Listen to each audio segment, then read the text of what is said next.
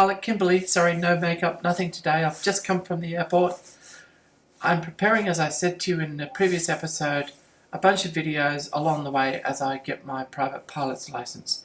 If you haven't seen the previous videos, go watch those because it gives you some background into, my flying history, and that will help you understand where I'm coming from.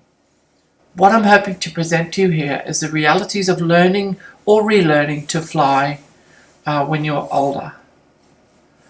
And the truth is, it just takes longer. It really does. I've known that as a gliding instructor now for a very long time. But the reality, what that looks like to me, was a little bit of a shock. And so watch those previous videos and you'll understand where I'm coming from, and that will help you understand what I'm talking about. But I hope this series of videos is going to be really helpful to everybody who's learning to fly, but especially those who are learning from an older age, shall we say. I will present to you a bunch of videos about the theory and the exams and my experience with all of those, but this video today is about the flying. It starts off when I first arrived at my flying school, Curtis Aviation at Camden here in Sydney, or outside of Sydney, and it progresses on to some in-cockpit footage from today as I try to perfect landing in the Citabria. I hope you enjoy it. Whatever you do, make sure you give us a thumbs up or subscribe to the video, because it really, really helps drive our kind of rating, if you like, in YouTube, and then more people get to see this content, which is what I really want.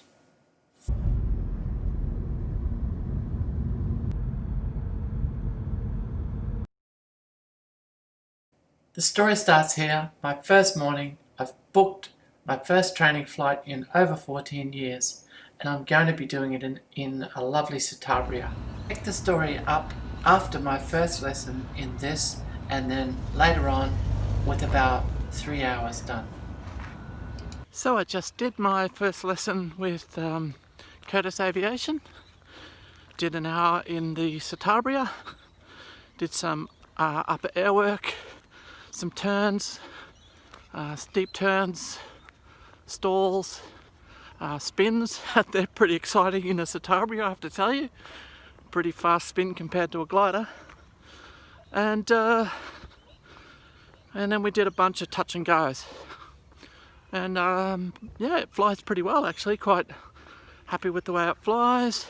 I've got a little bit of work to do, remembering some things like checklists, but that wasn't a worry today. It was all just about stick time. So just a little bit cold today, so I'm going to duck off to the bathroom before I head back and talk to my instructor.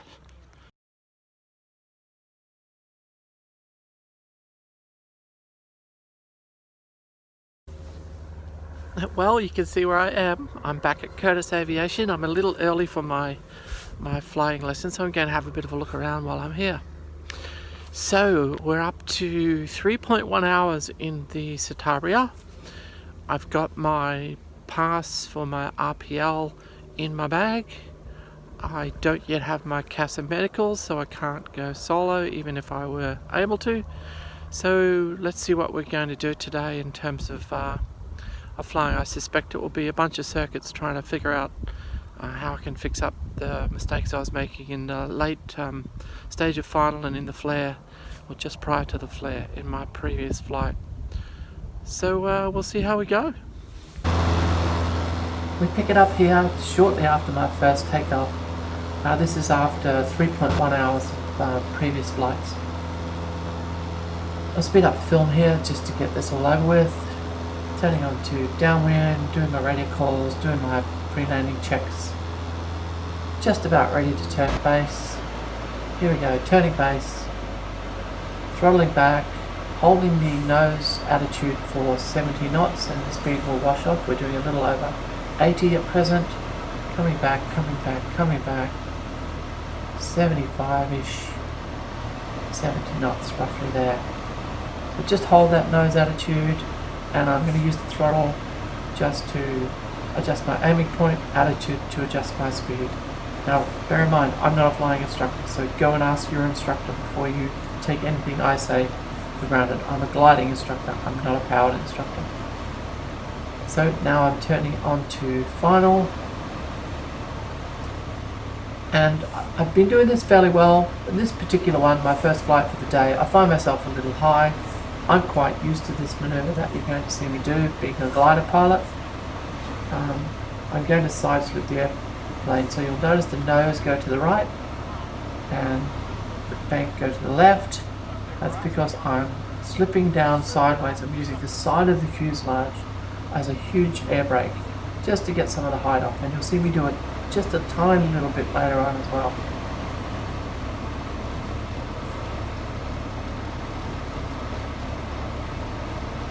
Judging my height, feeling a little bit high, slip it a bit more, just a short one, and then setting up for my first landing in a week and a half or something, maybe 2 weeks. Now I've been doing all of this stuff reasonably well, you know. It's right at the end that I've been messing up my flare, and I pretty much get that sorted out by the time I finish today's lessons. But what I'm doing is I'm releasing the pressure off the stick. In a tail wheel aircraft, it's really important that once the wheels touch down, that you keep that stick back and don't let it go forward. Now, I've taught plenty of people that in gliding, but for some reason, anytime that I kind of land a bit heavy or bounce, and some of these were rather arrivals more than landings, I tend to ease the back pressure off the stick, and I've got to stop myself doing that. I get one really right, I think it's my second last one, and then the last one, the full stop landing, was pretty good too. Just ease the stick pressure a tiny little bit. So let's go back and have a look at, or let's go forward quickly and have a look at my next landing. Here we've turned base, and the traffic controller tells us to do an orbit because we've got traffic that's coming in on base. So we spin around once and then recommence our base here.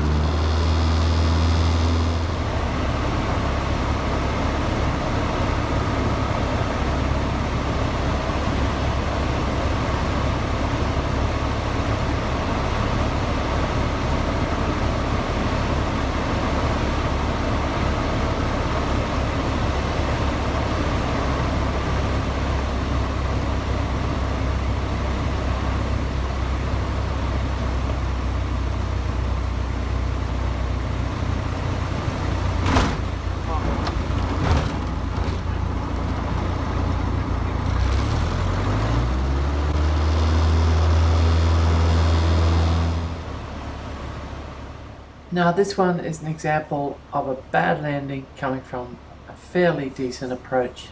The approach is a little low when I apply some power, but I completely screw up the landing.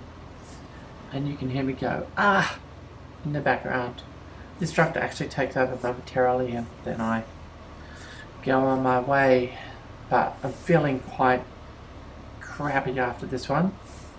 And do you know what? That's okay. And that's why you've got an instructor in the back, right? So you will make mistakes, you'll have good landings and you'll have bad landings when you're going through your instruction. The main thing is you ask yourself, what did I do wrong? Or you ask your instructor, what did I do wrong? And you fix it up the next time. So here we are on late final, and I'm going to throttle on a bit and then basically screw up the flare and commit the same thing that I've been doing all along, let the pressure go off the stick after a not so good landing. If I'd have held the back pressure, we would have been fine, but I didn't.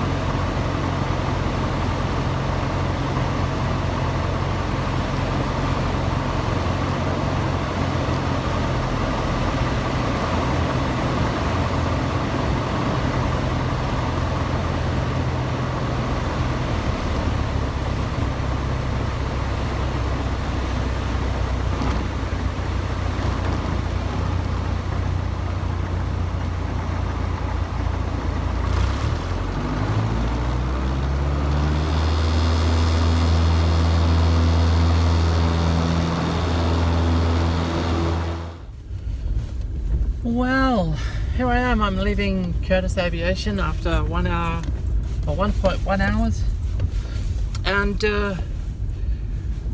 I really think it's really important to make the point to anyone who's watching this who is considering learning to fly, or getting back to flying at an older age. Just be prepared for things to move a lot more slowly than they do for young people, or they did for you when you were younger. Now, it's only 14 years since I tried out for the Australian Defence Force, and did really quite well, despite my limited flying experience at the time, and despite them putting me in a really quite difficult to fly tail dragger. I'm really quite happy with my progress, and the important thing about this is that it is progress. And for those of you who aren't flying instructors, and I have been a flying instructor in gliding, probably it's important to point out that once you get it right, the instructors are looking for consistency. So for a period of time they're looking for progress, and then for any given skill they're looking for that progress to be cemented. You've demonstrated that you understood, you've demonstrated that you can do what you're supposed to do. Now I want you to demonstrate that you'll always do what you're supposed to do, in terms of, for me, holding that stick back once the wheels touch down. So it will take a number of flights of me landing the aircraft, keeping the stick back, and transitioning to takeoff again before an instructor will say, I'm happy with that. So that's the reality of it. And after all, 4.4 hours or whatever I said it is, is really quite a small number of hours, and I'm really looking forward to just cementing this in place. So those of you who are older, just be prepared to take a bit longer. Just be prepared to listen to the instructor and what they tell you.